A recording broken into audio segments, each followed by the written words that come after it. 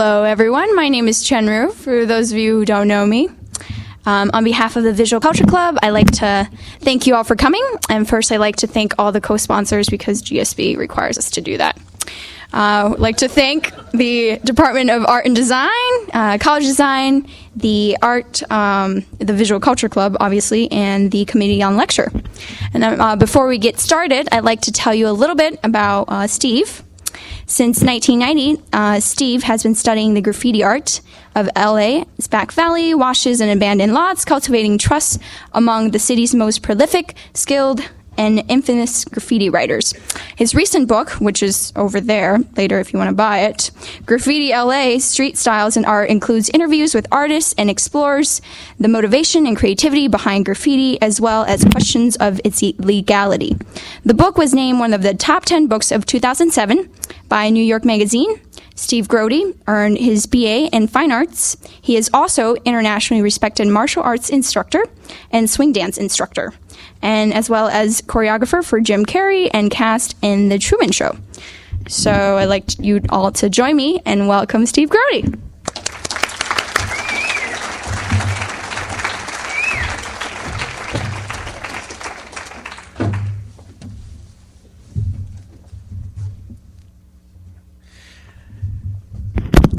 So a little bit about just how this all came about.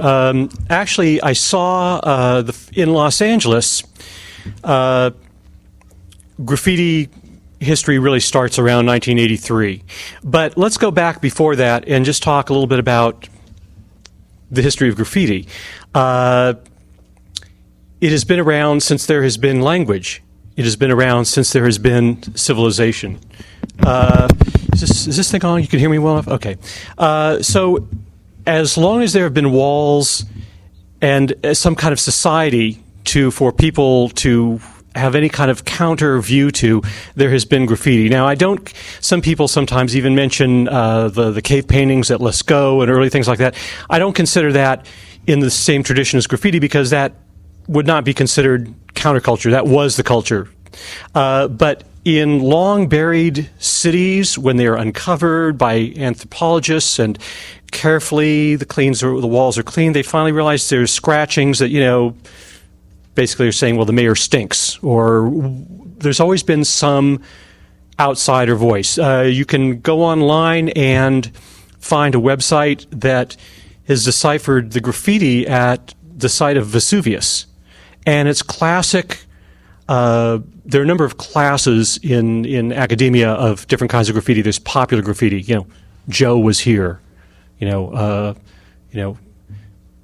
Bob loves Mary. That's popular graffiti. Then there's Latrinalia. For a good time, go to.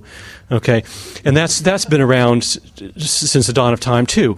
Helen Levitt, the prominent New York photographer, documented children's chalk graffiti. I believe it was in the 30s, and has a book on that that's really, really pretty wonderful and poignant. So graffiti is nothing new, and for anybody that is specifically about the words, graffiti is plural, and so this would be a graffito, but it's used so rarely in its proper term that we will use the term graffiti, even though it's properly plural. We use that even when referring to a singular act of writing. When I was in Egypt several years ago, there was all sorts of scribe graffiti in Arabic on the walls leading up to the mosque. There is certainly the Crusaders graffiti in churches and various places. So it's nothing new. I think probably paint is old, but scribing, in other words, carving some graffiti is a very, very old form of graffiti. It's nothing new.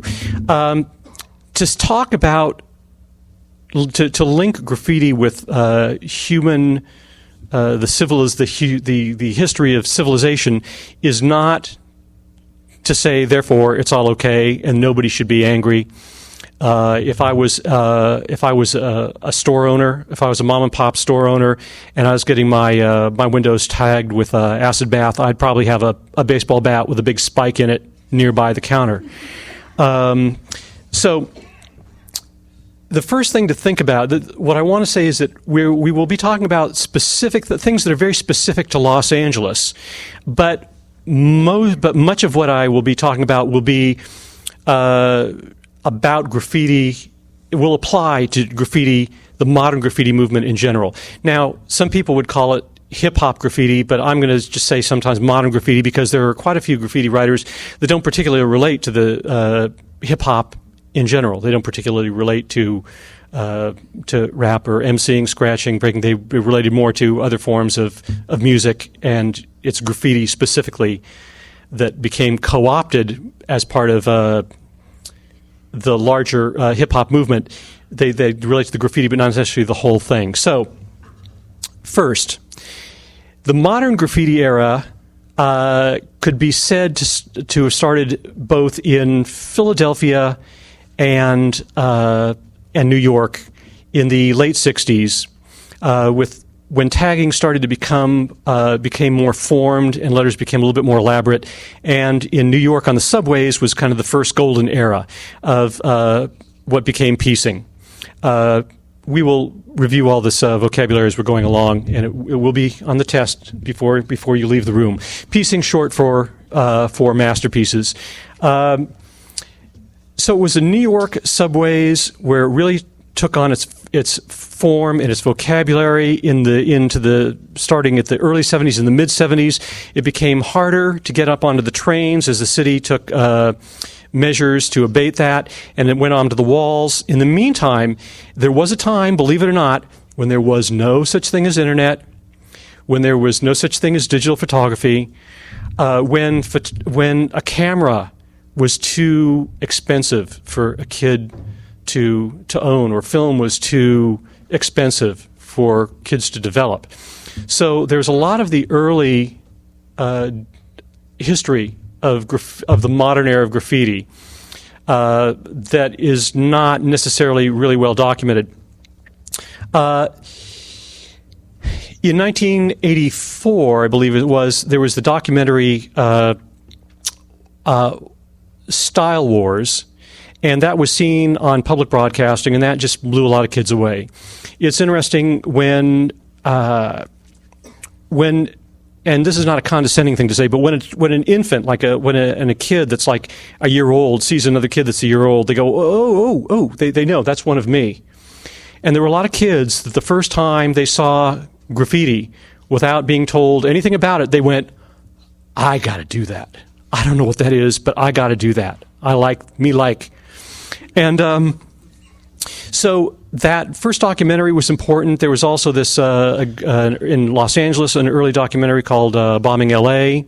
that was seen by kids. And then the book Subway Art, published, that was written by Henry Chalfant and Martha Cooper, came out. And again, that blew a lot of people away, but it wasn't carried by a lot of bookstores, and so it was kind of a precious thing. And so people were guarding their techniques, and they had their secret pictures. And if you could get a picture of the train in New York, you guarded them. You only showed them to your friends and people you trusted because you didn't want people to get better than you.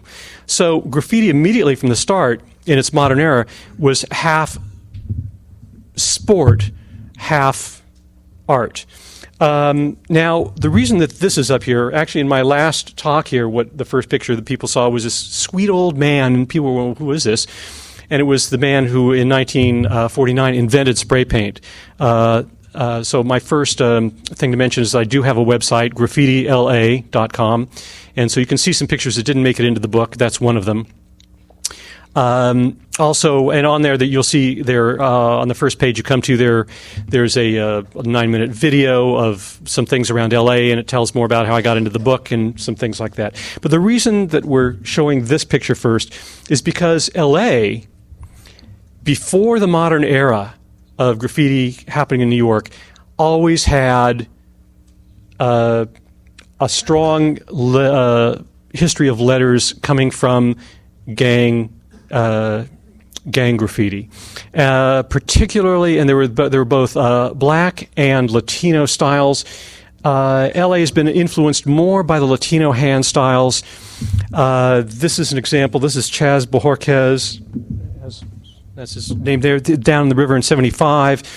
an extraordinary style. This is the thing that he came up with, Senor Suerte, Mr. Lucky, which is very. It's actually a good luck symbol, and it's been actually co-opted into a lot of actually prison tattooing and street tattooing. He has an own really interesting history. He's the veteran, kind of the godfather in a way of LA history, because he's somebody that actually took that beautiful, extraordinary gang plaque hand style and then studied with people like Y.C. Chang, who's a master Chinese brush painter and traveled around the world and saw how graphics and writing was used to express culture, and developed a style that's exquisite and extraordinary, and he's now in the Smithsonian Museum and the County Museum of Art in L.A. and all sorts of things. But so L.A. has this background of this very strong graphic style with presence, with boldness, intimidation, and that's really been an important part of LA style. So that's why we're starting here specifically about LA. This is pretty extraordinary writing. This is kids would practice on notebook paper before going up onto a wall. This is from the mid-'80s. This is by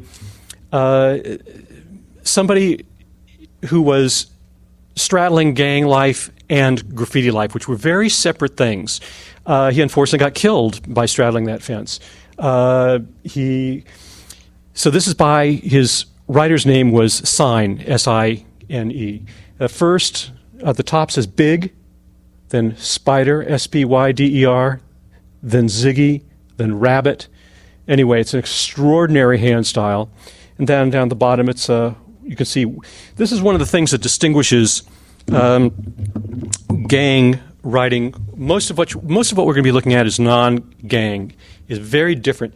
This WS, West Side, if you're talking about a location, generally, other than a city like L.A., nobody's claiming L.A. as gang turf, really. But you would be West Side, R.W. for Rockwood Street, S-T.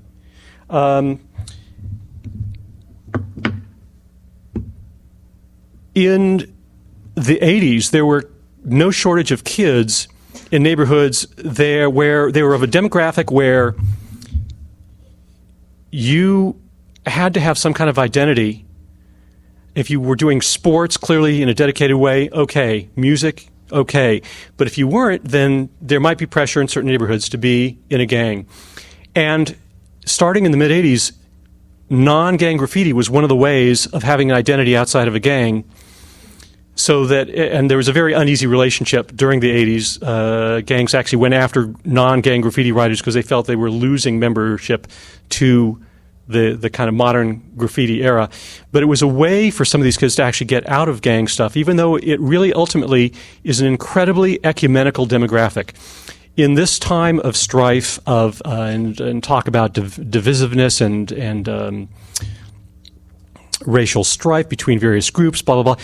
Graffiti quickly became one of the most ecumenical, integrated groups there is. Within a given crew, there is a very broad mix.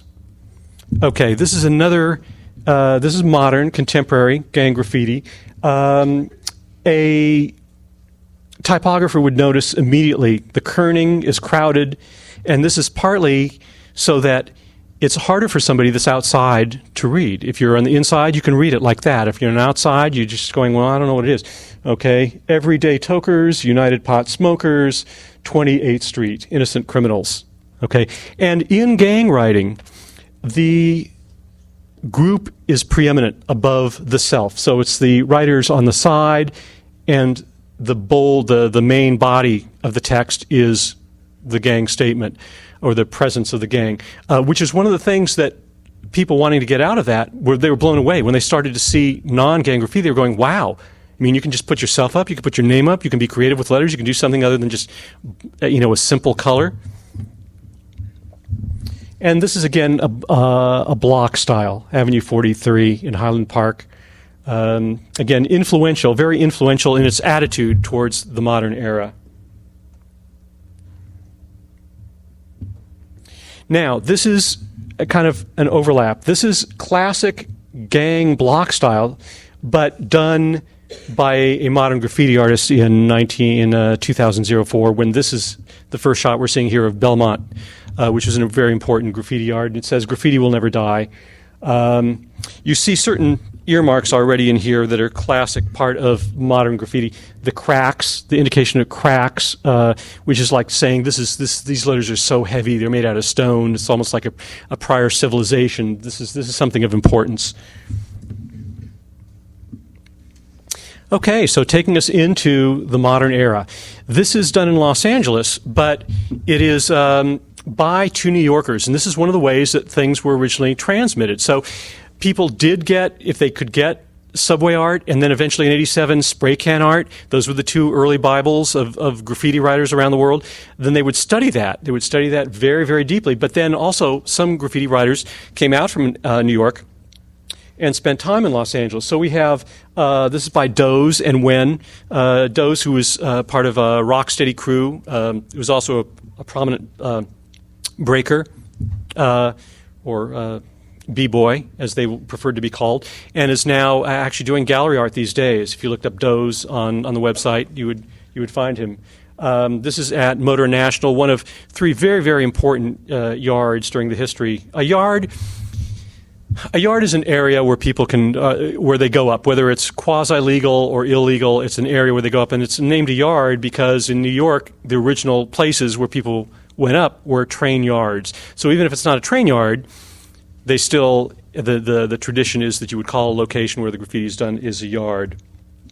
Okay, this is another example of, this is by Prime. This is in 2000 and something that he did this. And it's just an example, again, of the gang influence, because he was kind of in that life once upon a time, but taking it into a modern era where he has this beautiful fill. The fill is the area in between the letter forms. This says K2SSTN. These were the two seminal so-called East Side crews in LA that really developed in a Los Angeles style, because they took the influence of of the New York technical vocabulary of writing graffiti, and then they said, well, but in LA, how do we want to flip it here? And this is kind of some of what they came up with. K2S stands for kill, to succeed, but the killing that they talk about is the same way a comedian kills or the way a basketball team kills. They're not talking about actually killing. And I'm not trying to soften it for the presentation here. That's actually their explanation to me of the use of the term. Oops, hang on. Going to give Rick credit. Rick 1, a.k.a. Crime 79, again, very important in the development. You'll notice, look at the thick blockiness of these letters. And let's go back just for a moment. Oops, wrong way. Hang on, I can do this. Oops, no, I can't do this. Hang on. Wait a minute. Does this go back? Yeah, here we go. Hang on, I'll get there. Thank you all for coming. Okay. See, notice how curvy this is. Notice and notice that kind of the basic width of the letter, the spines and the curves of the letter here. And now, when you look at this, it's much thicker. There tends to be much more of a sharpness. There's a stance to these letters that say LA, very much so. And by the way, I would say that what's interesting is developing a sensitivity to a specific aesthetic. In other words, to an average person looking at a graffiti, that it all looks the same at first. Well, so does abstract modernist art. Franz Klein and Motherwell will be confused by people at first, but after a while, you would never confuse them. You would never. They're at the early Cubist phase. Braque and Picasso look similar, but once you've studied Braque and Picasso enough, you wouldn't confuse Braque or Picasso, or you certainly wouldn't confuse them with Juan Gris. This is going back to Chaz in his his more contemporary style, where he actually had traveled around the world and studied with master brush painters. This is exquisite, extraordinary stuff. And I was very happy when I asked him to read this to me that he actually had a hard time himself. Okay, so I didn't feel so bad. This actually says Somos, S-O-M-O-S, Somos La Luz, we are the light. And then he actually has the names of the writers that were with him at the wall that day in his skull character here. Exquisite writing. Nobody looks like that. Okay, so now this is clearly, after seeing that angular stuff that we saw earlier, this is clearly a modern tag. Do you see how calligraphic it is? There's still a stance there. There's still attitude. And there's clearly a facility with the spray can, but it's the curvilinear aspect really marks it as something of the modern era. So this is by Rime, R-I, he always hates his I, M-E, and then the crew name, MSK in this case. Very different from the 28th Street people that we saw. Okay, so now let's just a little bit of basic vocabulary. This is a tag, a rooftop tag, says revoke, MSK. Okay? He has a few seconds to be there. He has a few minutes to be there. Okay, let's do a bubble throw up. Okay, it's called a throw up because it's thrown up onto the wall. It's bubble because it's kind of inflated, rounded letters, although some people would mark this as a quote-unquote simple because he actually has little drop shadows here, and it's just, so there's always a blurring of borders. Okay, but he still has his tag. Okay, he has a few more minutes. It's a freeway piece, okay, so maybe he has 20 minutes, maybe 30 minutes, okay? Maybe he has an hour and a half, okay? This is all still illegal. This is still revoke, all the same person. But notice already, I can't say enough about revoke and his proportions and this R-E-V-O-K. This S is the beginning of the next piece over here by Steele. But just gorgeous proportions to the letters, and without getting too much into this because we want to just talk about the vocabulary, his simple fill is dimensional. It's consistently kind of showing a dimensional aspect of the letter. Simple, 4 colors, but really sense of beautiful work. He has all day to do a legal wall, and here we go. Okay. And it's nice. I mean, this was actually a permission wall at a school, at a middle school, and so he's actually saying, okay, infinite potential, infinite possibilities, rather than, go wild kids, bomb the system. Just he's trying to not bite the hand that feeds him here.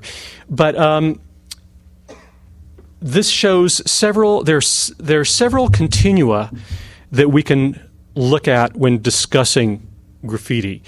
One of the first continuum is legal to illegal.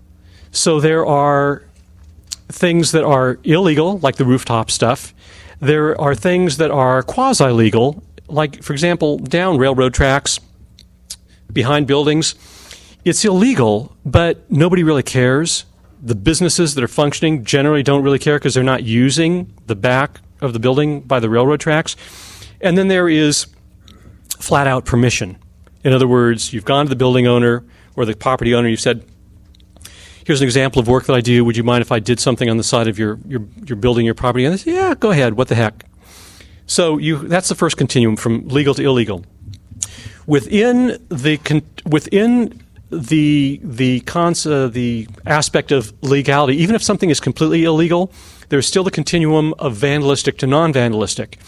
And this is an interesting place an interesting thing to talk about because there is a tremendous amount of completely illegal work that is not vandalistic. In other words, let's say, just to mention an extreme example, a building is in the process of being demolished, and somebody does a graffiti piece on the wall that's going to be demolished in the next few days.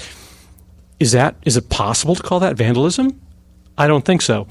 There are alleyways where there's really kind of abandoned property. It's not theirs and it's illegal, but I really don't think that is vandalistic. The front, somebody's storefront, a scribe, acid bath tagging, yeah, that's vandalistic. So there's everything in between those that are just looking for a place to do their work and those that are trying to be as in your face and as illegal as possible. There's everything in between. So when people say, well, okay, so you saw some flyers, is it art? Well, is it art or is it vandalism? Well, the obvious answer, yeah, all of the above. Within the broad scope of graffiti, there's total knucklehead activity and there's total creativity within that world. Okay, this is the final major term. This is a production. A production means that we have saber here, we have crush here, we have revoke here. Say a production means when you have more than one person going up in a wall and they're coordinating what they're doing, whether through the colors or through the theme or through the background. Somehow they're coordinating what they're doing. They all decided to do something in a similar, what they call digital block style. And that's what a production is. So you have, once again, a tag, a throw-up, a simple piece, a better piece, I don't know what else to call it, and then a full-on piece, and then you have a production. Okay, so you're all, and by the way, I would say that as people in an academic institution, there is no shortage of areas of potential study. In terms of because the sociology is so mixed, within a crew there are dropouts and people with an MA. There are people that are totally off the radar, and there are people that are now making money that I can only dream of with art, with jobs in graphic arts and computer animation. That all came from this. No shortage of people ended up going to art school because they got into art because of graffiti. They weren't into art and then got into graffiti and then back into art. This is what pulled them in. Since you're all literate here, I know you can all read this. Realm. Well, let me help. Okay. Realm. Oops. Here we go again. Operator error. Okay. Realm. So let's talk about some of the aspects, again, of wild style, classic wild style. You have this R, which interlocks, goes through this E, all the way over here, blends in and around, here's the L, and here's the M. Again, the area inside the letters is the fill. Then you have an outline, then you have a border outside of that, and then you have a background. There is no universal term for graffiti writers for things. Everybody has different terms. I mean, fill is generally fill, but this line here, Jersey Joe has done research on this, and he says he's come up with, talking to different writers, there's 30 different terms for the same thing, which some people call an outline, the final color around the letters, or background. There's all sorts of terms for the same thing, because it's not an academic tradition, it's an oral tradition. It's done by apprenticeship. Okay, and then removing all of the 3D and all the hoo-ha just to show the interrelationship of the letters. Here's what those letters look like in a raw form. Okay, again, just in terms of vocabulary, this is a classic kind of Los Angeles style. It's a pretty simple piece by Skill, but it's just to show, again, a very atmospheric fill. Then right here, what you have what could be called a transparent overlap, where you see one piece kind of indicated under another. You have arrow forms, which came from the New York tradition of wanting to make something look like it was moving, even if it wasn't moving. You have these things, which different people will call either bits or chips, where the form is breaking off, and it serves to break up the visual rhythm. Also makes it look like the piece is sometimes energized enough that it's even coming apart under its own force. You have an AK-47 dotting the I here, because he does have a certain amount of that background, coming from places where there was gang presence. Again, one more example of just the vocabulary. Again, the arrow forms, this is by Dream. And then you have what's called, typographers would call ligature. In other words, where the R ties into the E ties in smoothly to the A, and the A drifts into the M. So there's where ligature is where there's normally a break, and now there's not a break, as opposed to other times where right here, that's a cut. because he just felt that the rhythm needed to be changed up. There needed to be an accent. Same thing with the way he does the D here.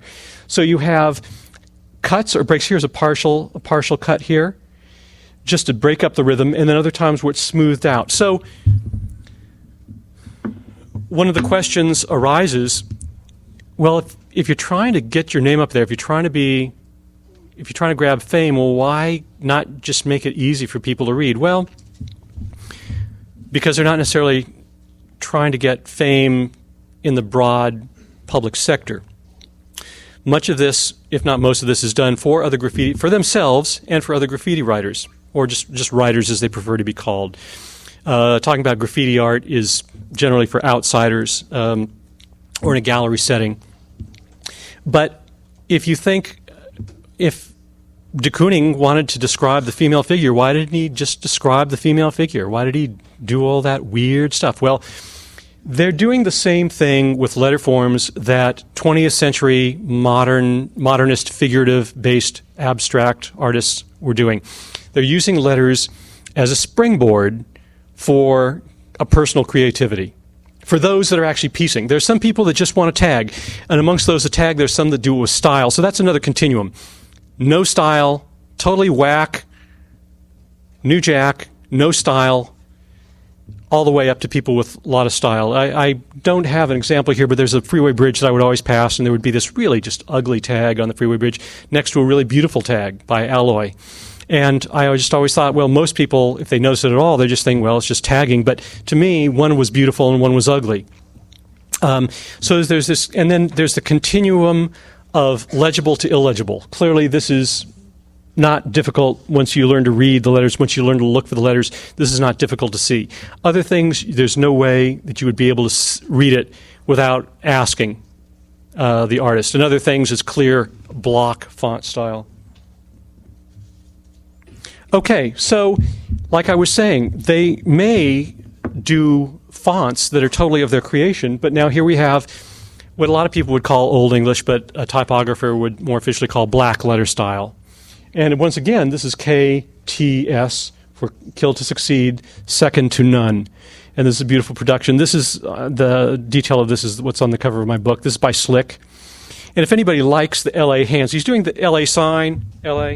Okay, he's not flipping anybody off, okay, because some people, there have been some questions. This is LA sign, okay. You could get that if there's a link on my site to Slick's site, and you can actually get those LA signs, kind of Disney-esque LA hands. He does that, so if anybody's interested in that. But this is a beautiful black letter style, but with a modern graffiti fill, but really beautifully proportioned letters.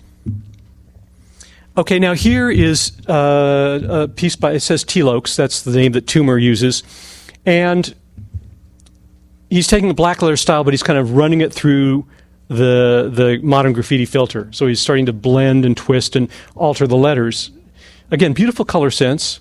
He's got this kind of Day of the Dead imagery, and he's got this kind of gangbanger background here, even though it's more, honestly, it's not. There's a bit of that pose in that crew, but they are not generally actually active gang members. But this is by Zerk. So this is part of a production. Again, a production because there's this narrative, there's this background that tied all the pieces together. And this is a humanist font. Again, for typographers, the humanist fonts were those things. The first books, as we know, were the Gutenberg Bible. And the first texts were religious texts. And finally, typographers were saying, well, to make things easier for average folks to read, they developed humanist fonts. And obviously, these are very stylishly done, but we're just showing the range of base material that they might use. Totally self-originated fonts, or black letter, or humanist fonts. 213, because that was the first main area code of LA, so it really goes out to all Los Angeles area writers. This is by Duke. This is just to show kind of an example of the modern era in terms of colors and tips. So in the early days, you had spray cans with stock tips, which gave a very unwieldy spray. And so it was a real technical challenge to do work with a controlled line. Then they found out that there were what were known as fat caps, or caps that actually gave a more crisp 1.5 inch line, and then other tips. So you would use a softball, so-called, or oven cleaner tip that would give a wide spray for filling in general areas, and then a finer tip. And then you even have these very thin lines. These are for probably phantom caps or skinny caps.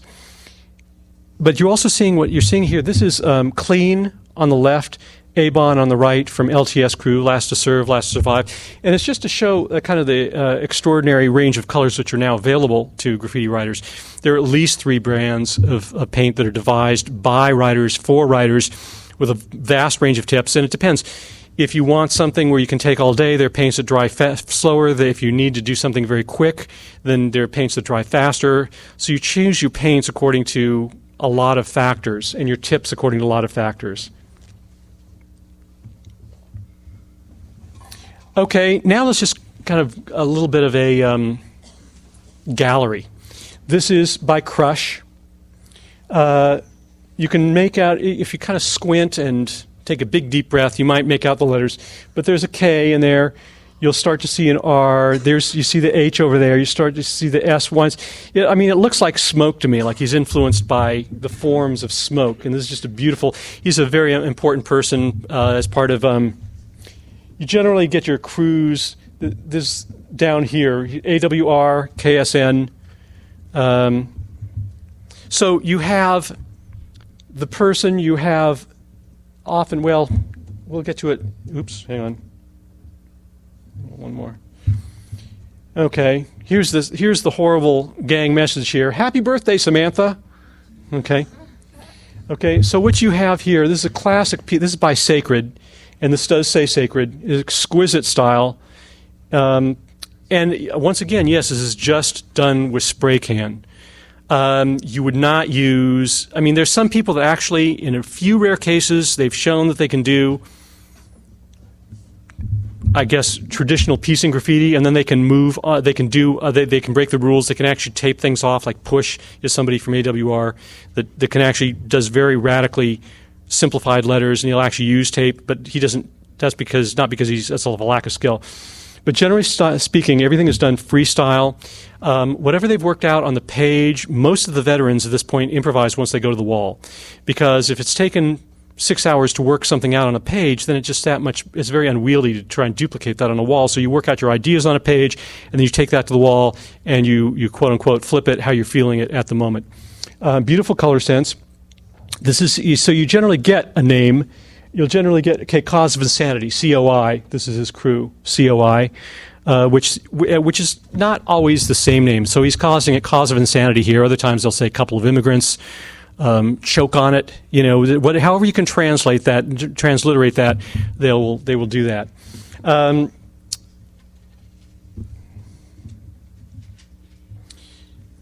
This is by Retina.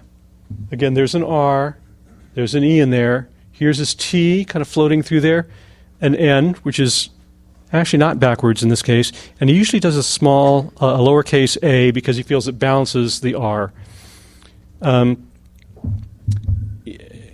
You could also, here's somebody you could Google, RETNA, that you could see more of his stuff. Beautiful stuff. Beautiful, beautiful work. Very distinctive. And again, Ayer is this, a very important person in Los Angeles graffiti that died. So you'll see shout outs to people, the dearly departed, as well as crew members, friends, girlfriends, AWR, the operating crew.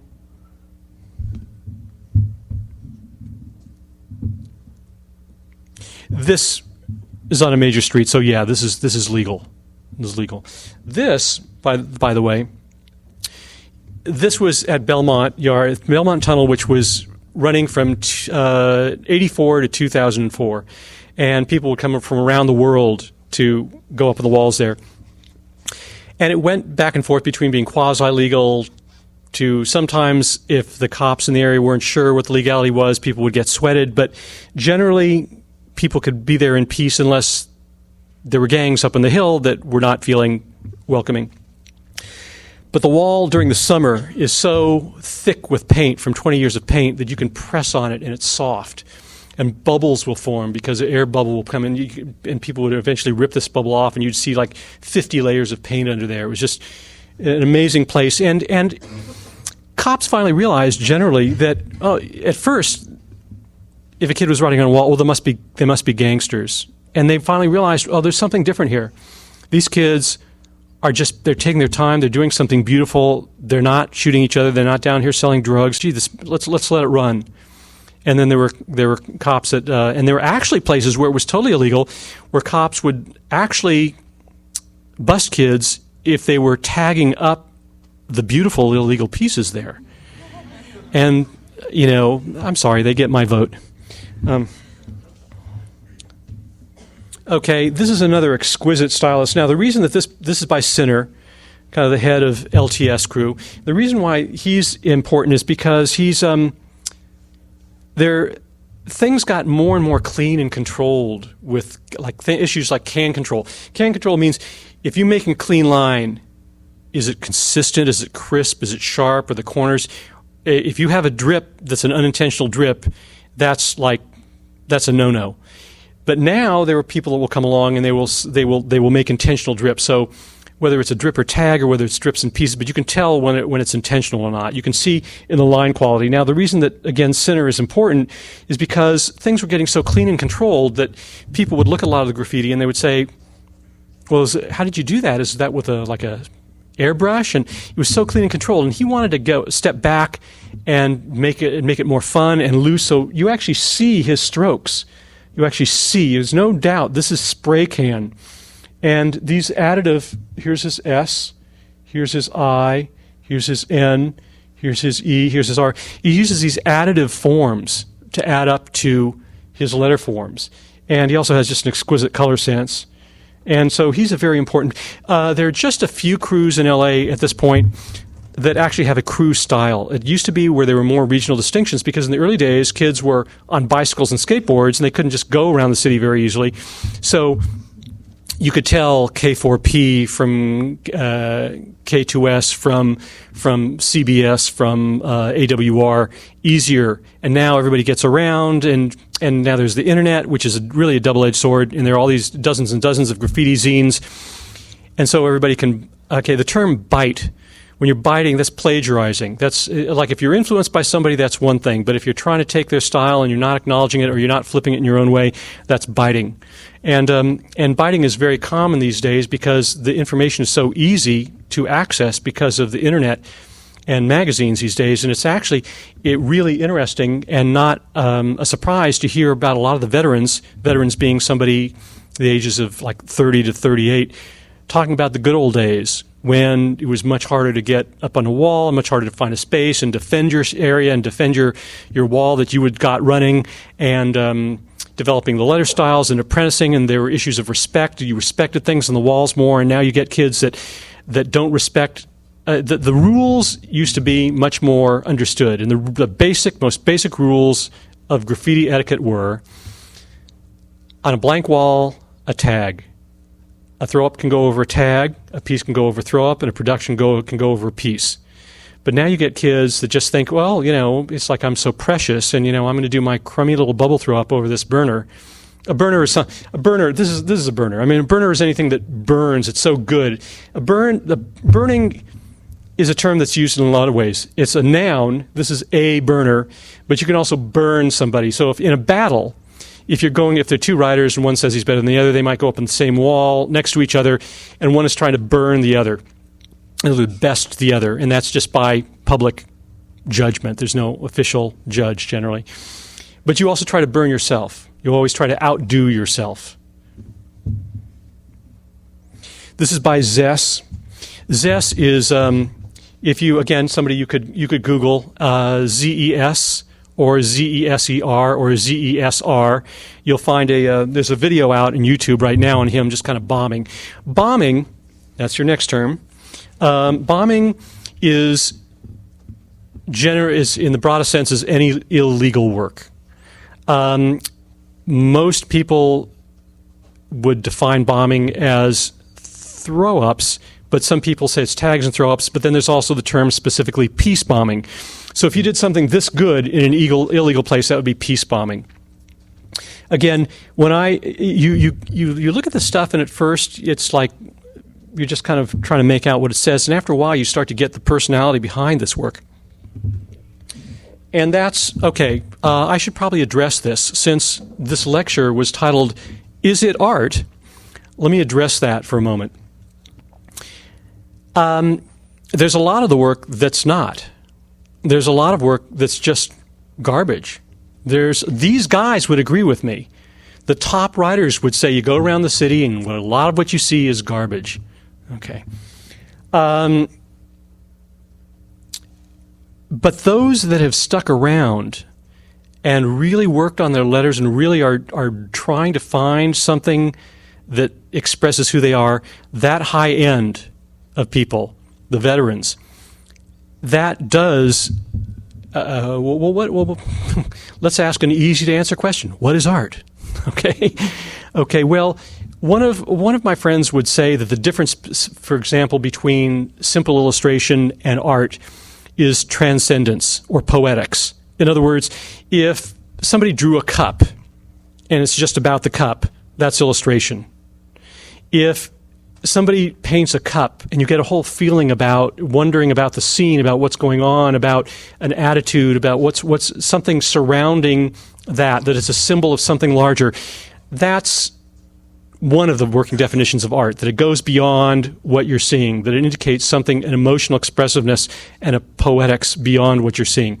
When I look at Zess here, I see that freedom. I see he's so loose and free. He decides, it's so much of what he does. He says, well, what is the form of a Z? Well, I'm going to make a tiny little top of the Z, a body here down this way, but then I'm going to anchor it off this way, and it's going to be so floating that I need to anchor it with these forms. I'm going to make this loopy lowercase e and this S that goes like this. And he sometimes is very hard to photograph because sometimes you think, oh, there's his piece, and then you go halfway down the block and there's the last bit of it. It's like he's saying, you know what, I'll end the piece when I darn well say the piece is over. And so he's a very, very interesting guy. He doesn't care about what anybody else... When I finally ran into him, and I said, I really like your tags and your stuff that you do, but, I'm sorry I don't see more of your piecing. I really like your piecing, too. And he said, you know what? I don't care. And it's really true. I mean, he's another one of these people that is very much doing this for reasons of his own. Okay, now, Saber is the master of the fractured form. He has a very compressed, intense S into his A. Here's his B. Here's his E. Here's his R. I mean, there's an intensity and a consideration, and they don't just say, "Oh well, it's good, it's complicated, it's me, it must be good."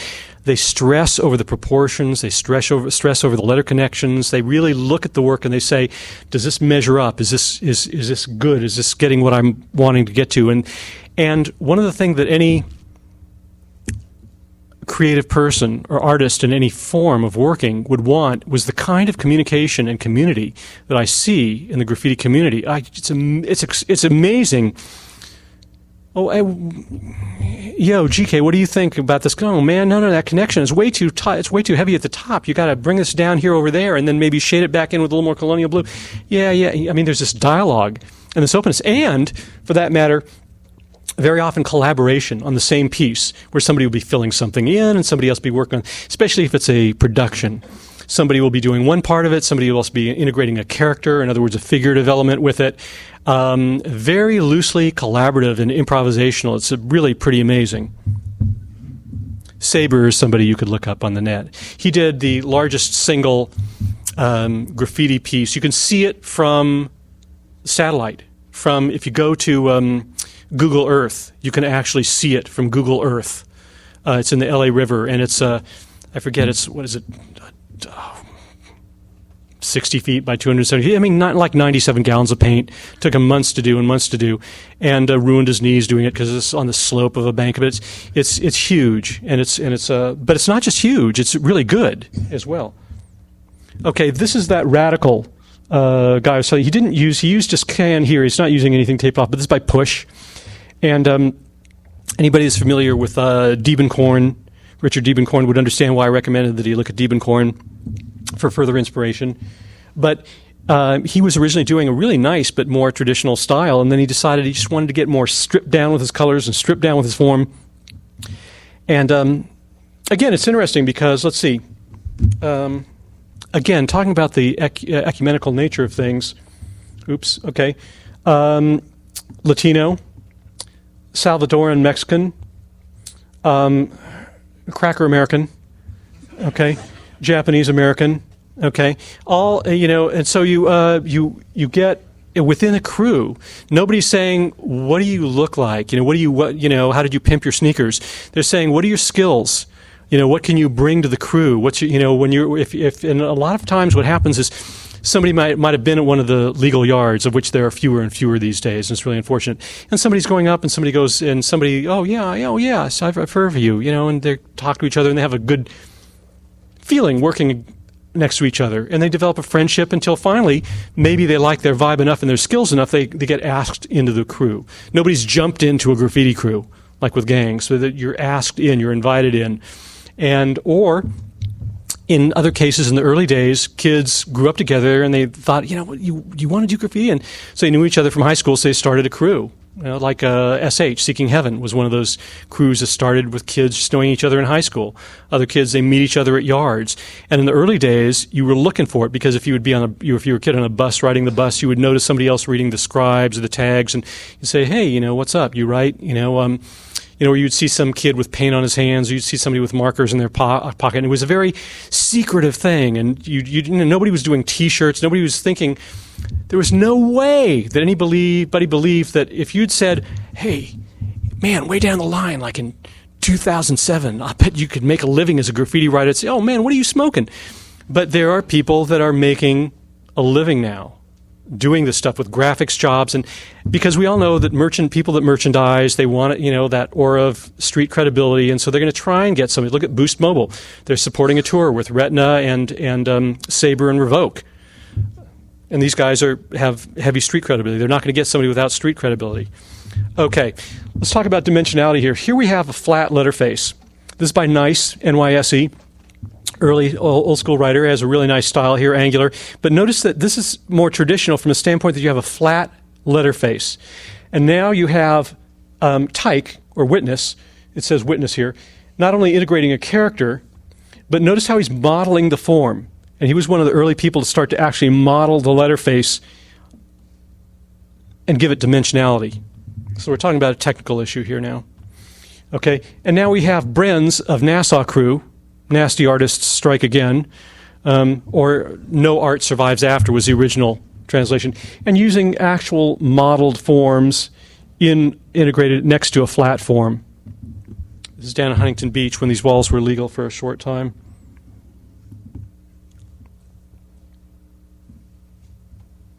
Okay, and now we have Ewok, and this exquisitely biomorphic style. I mean, it looks...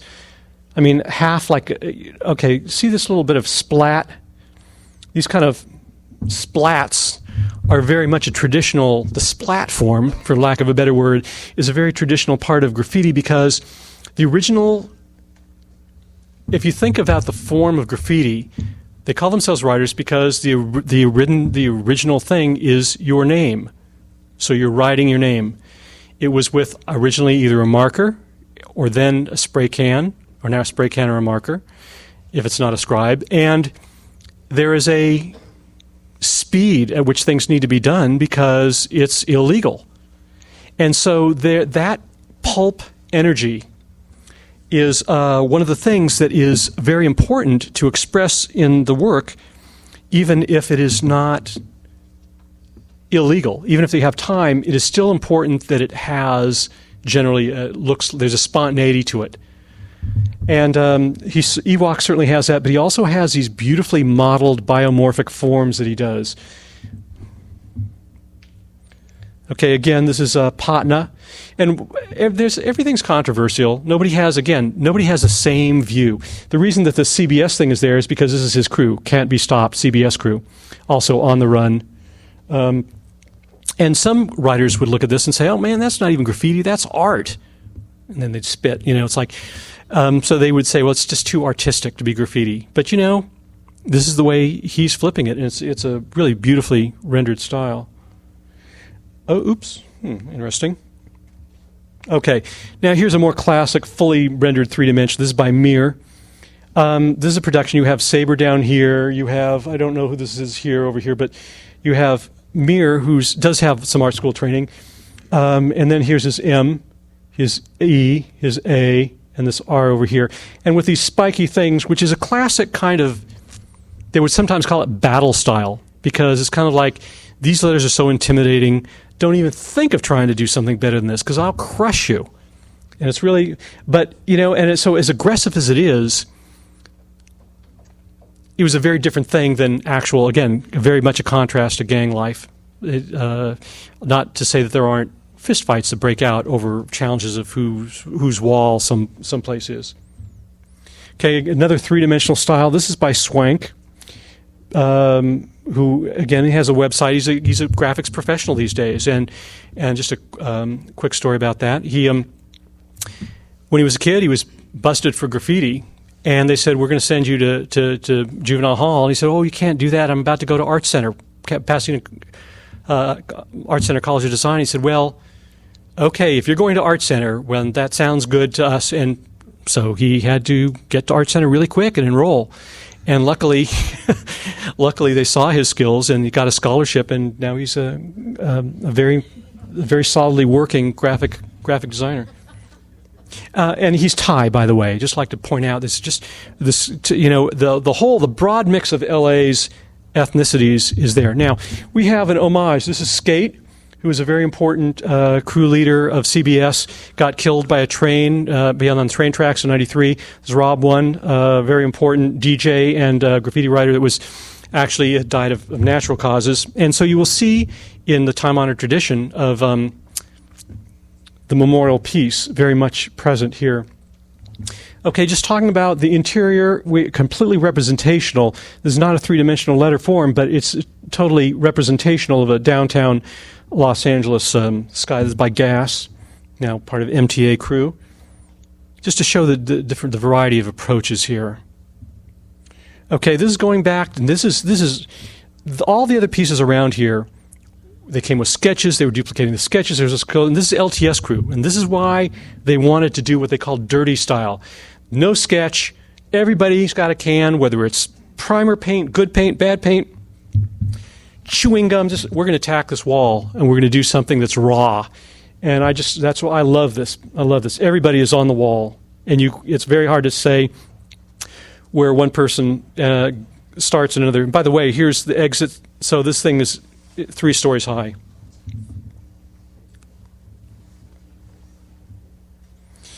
Again, this is beautiful. This is LA, the big cultural mix. This is by Mitzt, Latino, and so he's using a classic, beautiful Day of the Dead imagery. And notice the painterly effect that he gets. Totally self-taught, but yet very strong style. Okay, this is Swank, a character by Swank. I have nothing. I wouldn't know where this came from. But he's got some kind of imagination. Beautifully rendered, totally distinctively his style. Okay, this is on my sweetheart's laptop screensaver for obvious reasons. It's just great. Hell Kitty by Circus.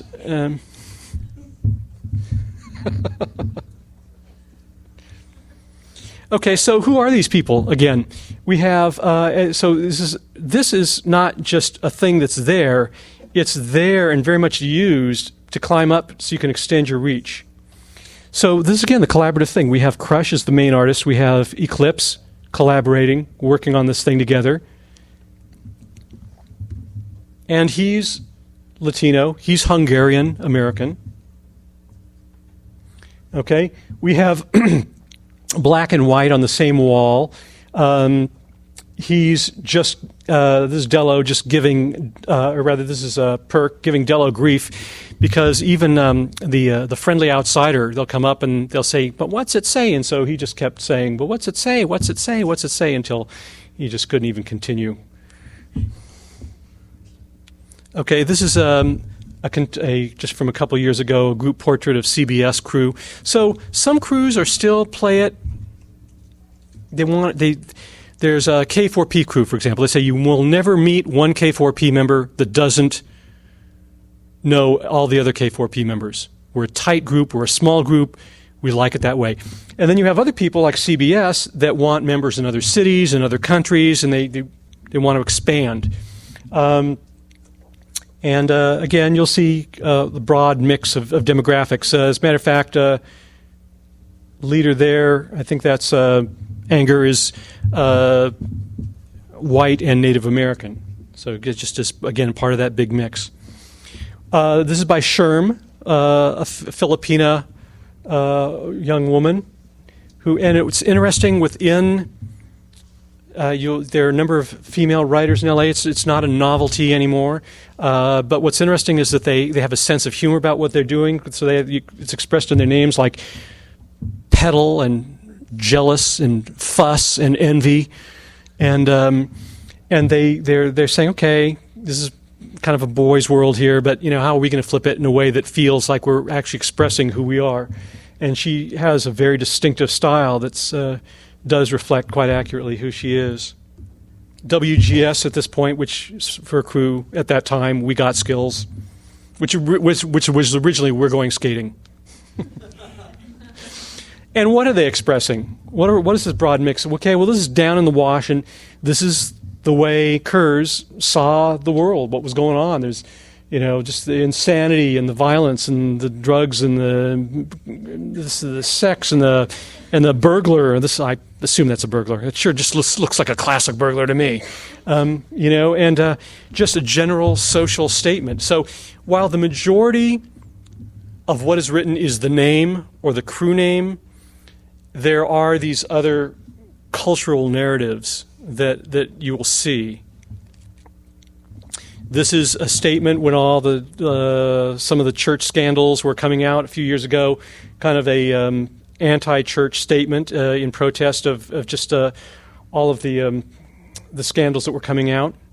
Collaborative mural effort.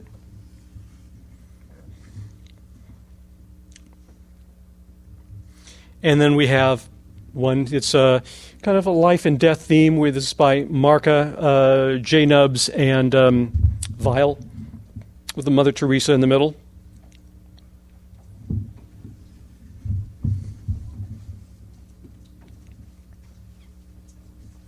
And the political, liberty, power, revolution. Unfortunately, this is quite tagged up at the present moment, but this is by Marka 27. And what you can't see very well here, I didn't bring a detail, but this, just because he's doing a serious political mural doesn't mean that he can't have fun. And the bandolier, he's got spray cans. She's harvesting spray cans. So he's kind of like, he wants the statement to be that kids that are coming up in graffiti to actually say something besides me, actually say something, a statement, whatever you believe, but something about whatever you consider progress. Okay, again, what they see in the world around them. This is a homeless scene. This is a guy feeding the pigeon, and this is by Evil, E-V-O-L, who actually, he's probably graduated now from Cal Arts as a animator. Somebody sleeping with the people. And of course, if you're going to do a lamppost and a garbage can, you're going to tag your own garbage can. It's just, there's no way you're not going to. Obviously illegal. We got the Spider-Man, but this is very high-end. I don't know how else to describe it. This is very high-end illegal work. This is by Augor, A-U-G-O-R, and this is something the tradition actually was started in the 90s by Krenz, who changed his name to Yem, where he would actually go up in a billboard. He called them corporates. And he would actually try and blend in with the characters of the billboard. obviously, Agor is, you put a little blood dripping from the fingers here, and Agor is kind of shooting out of the hand here into the name. And, if somebody wants to talk about the illegality, well, yeah, I'm not going to say it's not illegal, but I get a kick out of it. And I doubt that the Spider-Man movies were any less attended because of this. Okay, trains. An interesting thing about trains is that there are those that will respect it is a business and will actually try and go around the numbers these days. This is by Circus. But as a matter of fact, that's the easiest place to see work in Ames. Just when you're in the tracks next time, instead of saying, oh, for crying out loud, I didn't get past the train, you might see some good work. I mean, you'll see, as a matter of fact, you'll see that continuum of absolutely no skill work all the way to really skilled work on trains. Sometimes you'll see a clean train and there's nothing there, and other times you'll see a really horrible tag or a really horrible throw-up. But sometimes I've seen some great stuff go by on the trains here. And that's how a lot of kids ended up getting turned on to it. Kids in the country towns going, wow, this must be what the cool kids in the city are doing. This is very interesting because this was under by a freeway that thousands and thousands of cars were saw this any given day. And the reason why this was finally covered, this was up for several years, untouched by the city. And the reason why it was finally covered over is because other toys, in other words, people that don't know what's what, don't know their head from a hole in the ground, started to tag this up until it was a mess, and finally the city said, well, it's a mess now, so we're going to go over it. So it wasn't the right-wing, anti-art, horrible repressive forces led by C. Montgomery Burns that decided to cover it up. It was other kids that couldn't respect the art that were the cause of that. This is by MAK, Modern Art Kings. Okay, just to show you some of the risks. Okay, this is if Revoke fell off the bridge here, this little edge here, you wouldn't walk away easily or at all. I mean, that's concrete, baby, and it's steep and it's a drop, and I get the creeps and the heebiest of jeebies just thinking about being up there. And so they're taking risks to put their name up here.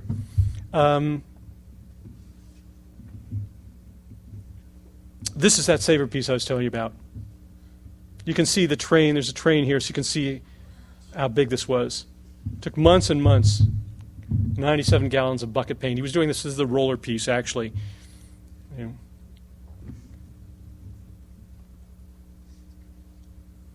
again, S-A-B-E-R. He didn't just do it. He kept going over the proportions and over the outlines and stressing over the colors till it felt right. Okay, well, in the spirit of graffiti, I thought this is where I should end it. Back in the less than high-end work. This is by Fate, and this is what graffiti means to him. And thank you.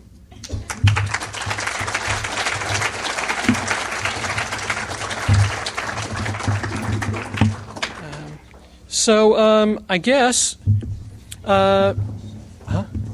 yes, questions. There's a microphone back there. I know people have to go. I've gone over a little bit, but feel free to, if you have any questions, you can ask them here, or you can stick around for a few minutes. There is the book over there you can look at, and any questions, let me know. And if nobody comes up, then we'll call it a day, and you can ask me questions anytime. Thanks for being here.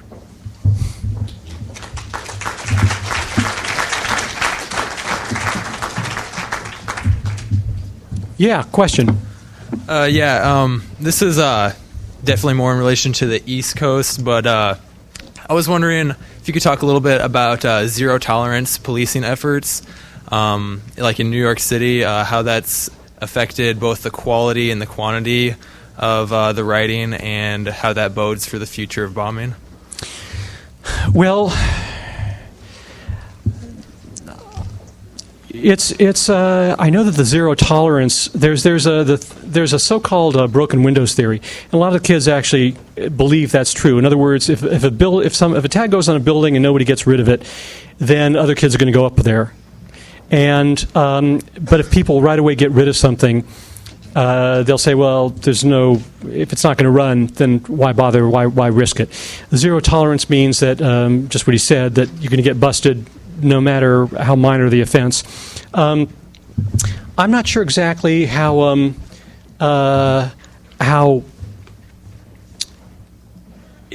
much tougher that's going to be, because kids are always looking for new spots and ways to get up, and bombing is, there's, even if people have to be more sly, there's always going to be a rooftop they can climb onto, or if they have to go a little bit further out of the city. I'm not sure. The best place, here's another website for you, artcrimes.com. And there's probably interesting dialogue about that on artcrimes.com and 191ststreet.com. That's one of the original, really important New York websites that talks about the history of New York graffiti. So there's probably dialogue about that more than I know. I'm really even though I will document things when I go to New York, and I've been taken around the Bronx and I've loved what I've seen there, I'm more knowledgeable about the LA thing. But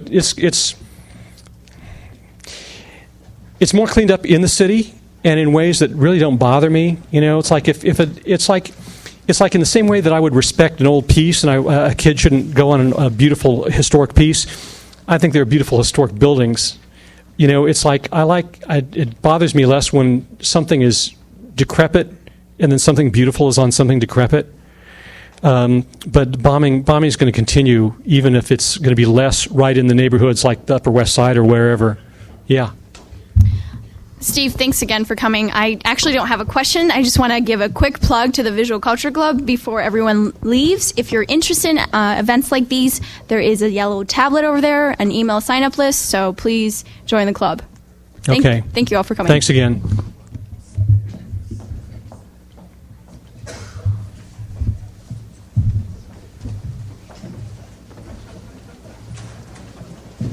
I was curious about the actual density of artwork. Steve? Sorry. Why, yes. I was curious about the actual density of artwork on the walls in LA. You showed one picture of the female graffiti artist, and it seemed in the background of the picture, it seemed like all the stores had graffiti up to the rooftops. And to me, that seems really dense in just one picture. But overall, what is the kind of feeling there in LA about the artwork and how thick it is? Well, there are certain areas where, like where that Sherm, the female artist, that alley. There's like 4 or 5 blocks where the stores have just said, yeah, go ahead. Just don't damage our roofs or whatever, but go ahead. So there are areas where, I'd say there are 3 areas just off the top of my head where it is legal to the public. In the Melrose alleys, the South Melrose alleys in Hollywood, between Sierra Bonita and Curzon streets, in Highland Park around 57th Street in the parking lot areas, it's legal. On Slauson in South Central LA, there's an area west of the 110 where you could see it, where it's legal. And then there are spots where it's legal, but it's controlled by a particular person or a particular crew, because they're the one that got the permission from the property owner, and so it's not. There's a controlling agenda. But so there are areas where it's you can see really good work. But then there's a lot of it where you just see the tags and the usual just kind of general purpose bombing. Mm-hmm. Yeah. Thank you very much for coming out.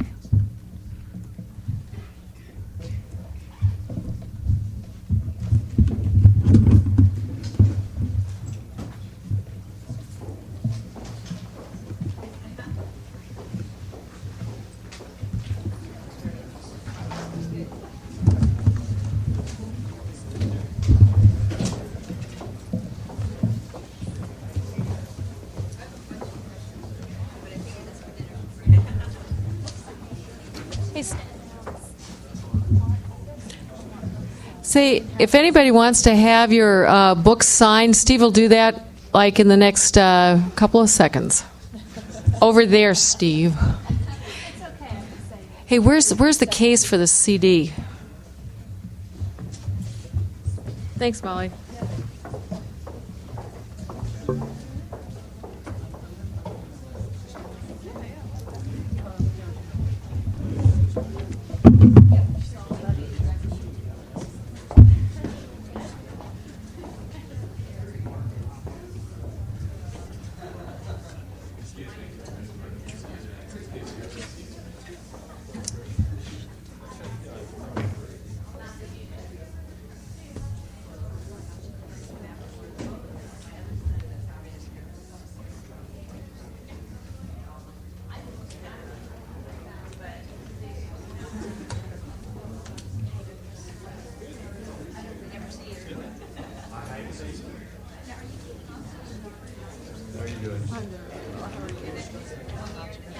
Got back to the games here a few weeks ago. I was North Carolina here.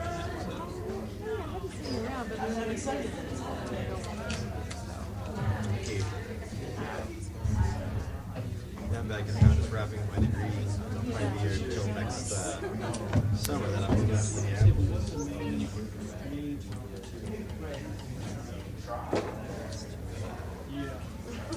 I'm gonna come by that night going